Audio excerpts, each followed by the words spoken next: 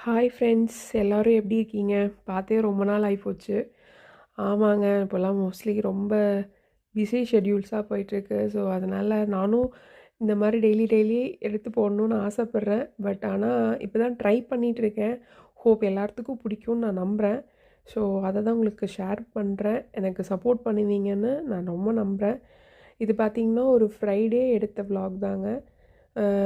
போன வாரம் ஃப்ரைடே மார்கழி மாதத்தில் கடைசி இல்லைன்னா முதல் அப்படிங்கிற ஒரு 2 இதில் எங்கள் ஊரில் எல்லாருமே சேர்ந்து நாங்கள் பிடிச்சமான 2 கோயிலுக்கு போவோங்க. எங்கள் குலதெய்வ கோயில் ஒன்றுங்க, அப்புறம் எங்கள் பரமசிவன் சாமி கோயிலுங்க.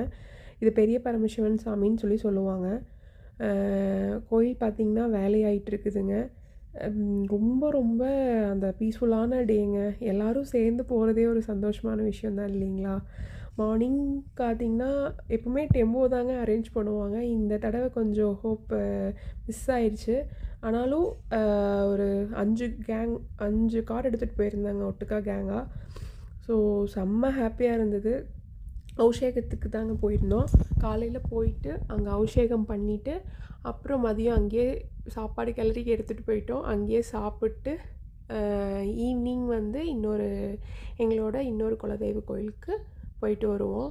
ஸோ அதுதான் அந்த அன்றைக்கான பிளானு. பார்த்திங்கனாவே உங்களுக்கு தெரியும் எதுக்கு எல்லோரும் வந்து ரொம்ப ஆர்வமாக இது பண்ணுறோன்னு. சக்கரை பொங்கலுக்கு தான். ஸோ இவங்க எல்லாம் தான் எங்களோட அன்பான உறவுகள். நாங்கள் என்றைக்குமே உறவுகள்னு சொல்கிறத தாண்டி எங்களுக்குள்ளே இருக்கிற பாண்ட்ஸ் தான் எங்களை இப்படி கீப்பப் பண்ணி போயிட்டுருக்கு.